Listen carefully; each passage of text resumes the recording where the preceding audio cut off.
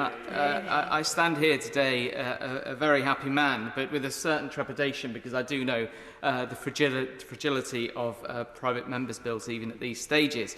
I would just like to begin by again thanking the current Minister on the bench and predecessors from my short period of time in the role for making sure that this bill is here today and has government support. I would particularly like to thank my honourable friend from Ernest Milne for the work that she's done to reuse a phrase slightly incorrectly, but I think it's true in this case. She took this bill when I spoke to her about it, and she took the bill by the horns and made sure that we took this forward in a way that would get here today.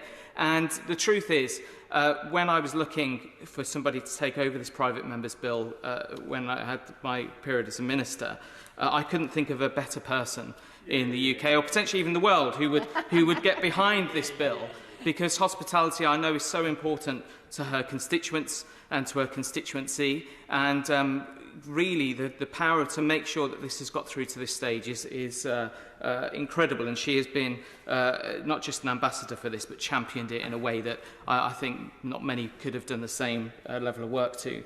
I'll speak shortly about the purpose of the bill and how it came about, because I think it's important to recognise why this is so important.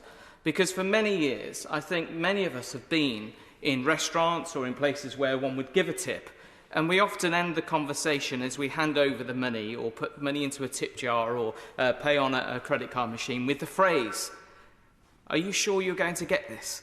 Will you get this tip? Will your team get this tip?" And it's become part of the national conversation whenever giving a tip, this lack of surety about whether actually it will reach the people who have been serving or been cooking or been offering those services. And this bill will help end that question. We will no longer need that, and the members of staff will no longer need to worry that they won't receive it. And the birth of this, as rightly has been mentioned just now in the excellent previous speech, is that this isn't something where I came up with it. It's been really gestating in government and within society for many, many years. And I recall last year, I think it was in May 2022, Quentin Letts wrote a very humorous, as typically humorous and incredibly well-spoken piece about snollygosters, I think it was, about how snollygosters in the machine and in the system often slow down good government policy and actually stop really positive law going through, whereas other laws, perhaps sometimes to raise taxes, and that's no dig at anyone, it can go through much quicker. And actually this has been in the system for many, many years. And I think what we've seen here through the Private Members Bill and through the work of government and through really standing on the shoulders of giants is the fact that when the right thing needs to be done, it does get done eventually. And I think the power of this bill is that it provides surety in many ways. So first of all, what it means is that 100% of the tip goes to the workers. Now, how that gets divided, and there'll be a piece of work after, hopefully, this does become law, in terms of a code of practice with a bunch of scenarios for different organisations to refer to as part of the tribunal process and so on, and to make sure that they're shared fairly. But at the heart of that 100% is the word fairness.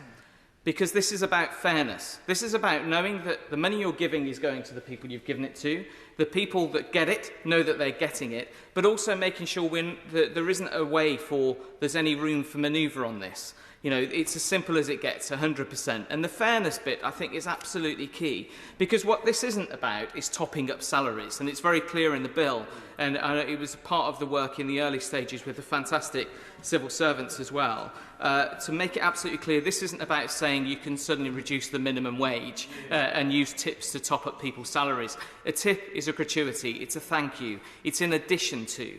It's not about trying to use it as salaries. But I do totally appreciate, as has been mentioned earlier, that for many who go into the hospitality sector, the tip is part of what they will see as income, but it should never be used to replace a salary. It should never be used just to top it up. It should be a thank you in addition to that and a bonus to help those who work in that sector.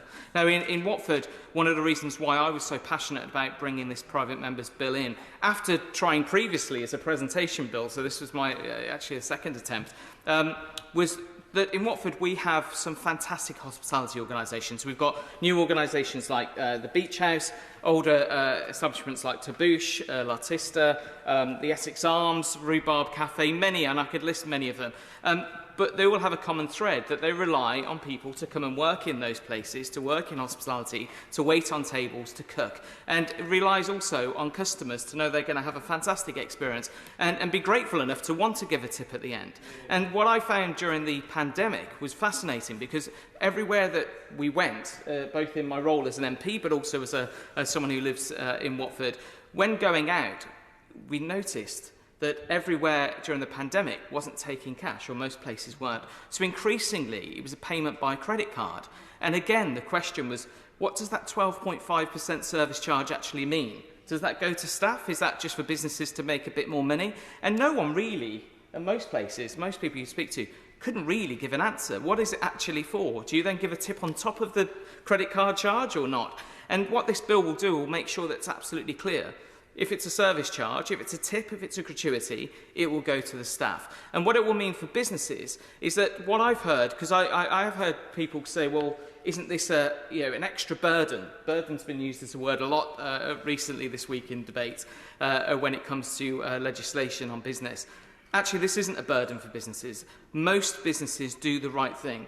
Most businesses give the tips to their staff, and it's absolutely part of what they do, because many people, especially in the hospitality industry, grew up working in hospitality, and therefore they've had tips in the past, and they know how important it is to their staff to keep those. But there are a few businesses, including, sadly, some very large franchises from reports I've read in the past, who don't make sure that staff get those tips. And so actually, for the vast majority of very good businesses who give the tips across, they see this as a positive, not an extra burden, because they say, well, actually it creates a level playing field. For business, it means that they know that other organisations can't make extra profit out of the back pockets and the wallets of people who work for them, because not only is that utterly wrong, but also it changes and games the system towards those who are doing bad practice versus those who actually are doing the right thing. And that, again, is another important part around the word fairness with this bill. So I won't talk for too long, because I would love to talk for hours, because it's been a process of many ups and downs, at times feeling that beating heart of thinking, are we going to get this through? Is it going to actually happen? So I want to speak for as short a time as possible to make sure we get to that point that hopefully we can pass this through and move to the Lords. But I'd just like to finally make a point on this about workers' rights. This is at the heart of this is about workers' rights. At the heart of this is about the young people in society, many of which who work in hospitality. But it's also about this place coming together. I always think Friday debates are perhaps the most powerful ones, because it's where we're all usually in some form of agreement, and the politics stays out of it, or the sort of party politics, point-scoring politics. And we've seen that again with this bill as it's passed through this place. What we've seen is members coming together, many of which who've worked in hospitality when they were younger, who've had experience with that, or have businesses in their own patch, or staff in their own patch that have tips and gratuities and work in this place. But I think this is an example that if we can get this through today, and I urge all colleagues to please support it, if we can get this through today, and I say to the other place to please support it as well, if we get this through, it's going to make a difference to so many people, not just the million that's been quoted, but their friends, their families, to the industry to get more people to want to work in it or stay in it, to the businesses who know that they're working on a level playing field, and for this place to show that actually it does take time sometimes to get the legislation through. It does sometimes get utterly frustrating, and the snollygosters, I think it was, again, sometimes it looks like they might be winning, as Quentin Letts pointed out, but actually eventually you do get to the right, or one does get to the right place. And I think today, if we can get this through today, I will be really pleased, but so will society. So thank you to the ministers, thank you to the fantastic civil service and civil servants, and definitely a huge thank you to my colleague from Ynys Môn for the work that she's done. Thank you.